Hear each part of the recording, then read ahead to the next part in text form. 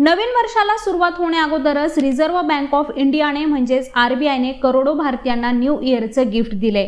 ते म्हणजे आरबीआयच्या 3 दिवस पार पडलेल्या पतधोरण बैठकीत रेपो रेट जैसे थेच ठेवण्याचा निर्णय घेण्यात आलाय आणि यासोबतच व्याज दरात कोणताही बदल करण्यात आलेला नाहीये।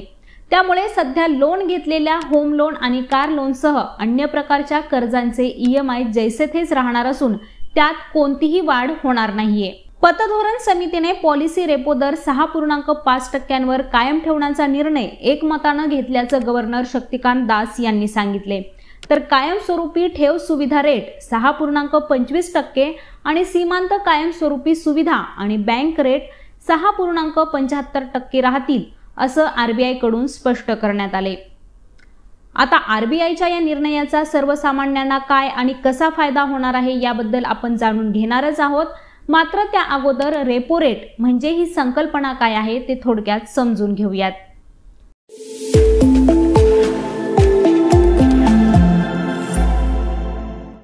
तर रिझर्व्ह बँकेने ठरवलेल्या रेपो रेटचा थेट बँकांच्या कर्जांवर परिणाम होतो।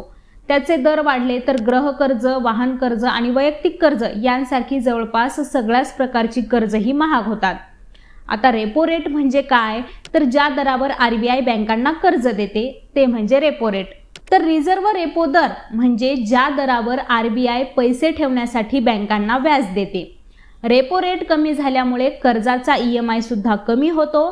तर रेपो रेट वाढल्याने सगळ्याच प्रकारची कर्जही महाग होतात आणि याच अनुक्रमाने ईएमआय मध्ये सुद्धा वाढ होते। आरबीआयच्या पतधोरणात रेपो दरात कोणताही बदल न झाल्याने बँकांना त्याच दराने कर्ज मिळत राहणार आहे। सलग 5व्यांदा रिझर्व्ह बँकेने आपल्या धोरणात्मक दरांमध्ये कोणतेही बदल केलेले नाहीत आणि ते स्थिरच ठेवलेत।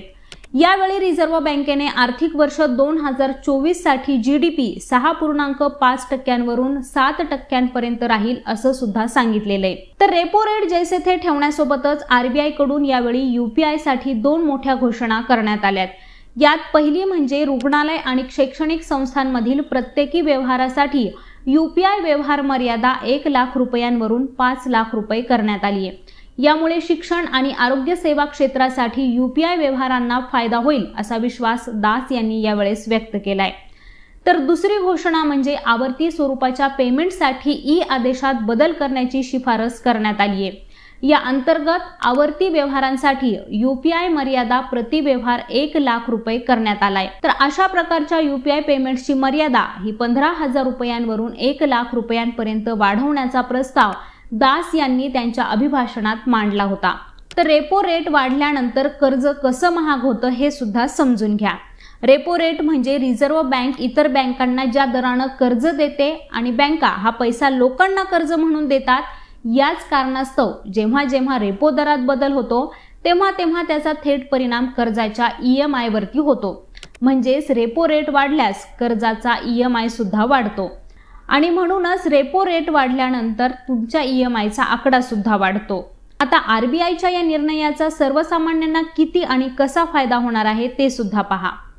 गेल्या वर्षभरात रेपो दरात लक्षणीय वाढ केल्यामुळे सामान्य कर्जदारांवरचा आर्थिक बोजा वाढला होता।